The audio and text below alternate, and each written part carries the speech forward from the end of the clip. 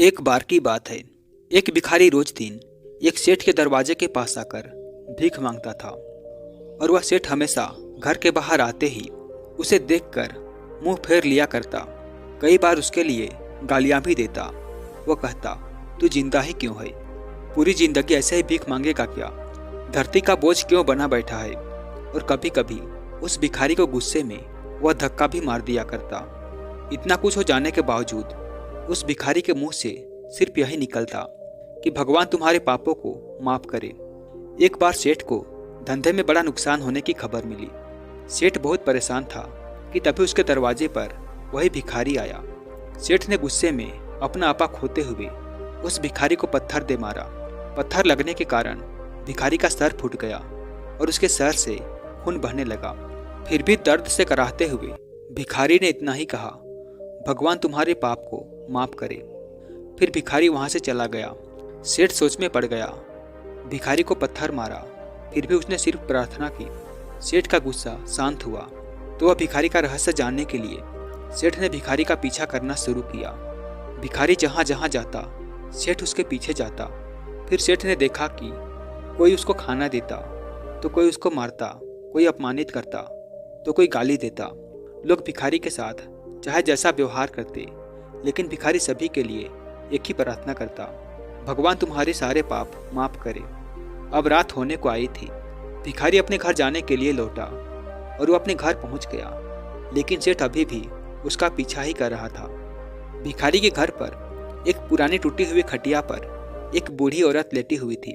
वो काफी कमजोर और बीमार लग रही थी। वह भिखारी की पत्नी थी। अपने पति को वापस आता देख वह खाट से उठ खड़ी हुई। फिर उसने अपने पति के भीख वाले कटोरे में देखा, उसमें सिर्फ आधी बासी रोटी ही थी। उसे देखकर वह बोली, आज बस इतना ही मिला, और हाँ, आपके सिर से खून निकल रहा है, ये चोट कैसे लगी? बूढ़ा भिखारी बोला, आज बस इतना ही मिला, किसी ने कुछ दिया ही नहीं, सभी ने गालियां दी और एक ने पत्थर भी फेंका, इसीलिए मेरा सर फट गया। एक गहरी सांस लेकर बूढ़ा भिखारी फिर से बोला, यह मेरे ही पापों का फल है। तुम्हें याद है कुछ सालों पहले हम कितने अमीर हुआ करते थे? क्या कुछ नहीं था हमारे पास हर चीज जरूरत से ज्यादा थी, लेकिन हमने कभी दान नहीं किया। और उससे भी बुरा हमने उस अंधे भिखारी के साथ किया जो हमारे द्वार पर भीख मांगने आया करता था। यह बातें सुनकर बूढ़ी पत्नी की आंखों में आंसू आ गए। वह बोली, हाँ, हम उस बेचारे अंधे के साथ बहुत बुरा करते थे, उसका अपमान करते थे, उसे खाने के लिए रोटी की जगह कागज दिया करते थे, उसका मजाक उड़ाया करते थे और कभी कभी उसे मारा भी करते थे। मैंने कभी उसको रास्ता नहीं दिखाया। एक बार मैंने उसके मुंह पर मिट्टी भी फेंकी थी और वह हमेशा दुखी होकर यही कहता, भगवान तुम्हारे पापों की सजा जरूर देगा। उसका श्राप सच हुआ और हम इस दुख भरी जिंदगी में आ गए। भिखारी बोला, हाँ, उसका श्राप सच हुआ, इसीलिए मैं किसी को बद्दुआ नहीं देता। चाहे कोई मेरे साथ कैसा भी बर्ताव करे, मैं हमेशा उसके लिए प्रार्थना करता हूँ। मैं नहीं चाहता कि कोई भी हमारे जैसे जिंदगी का अनुभव करे, किसी को भी हमारे जैसे दुखों का सामना करना पड़े।